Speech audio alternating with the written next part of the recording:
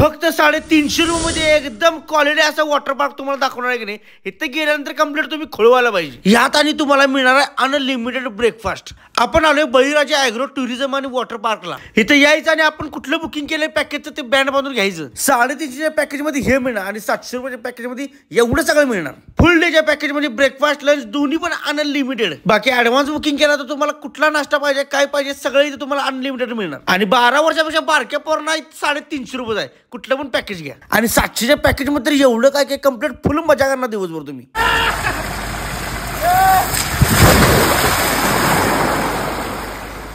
जबर जबर.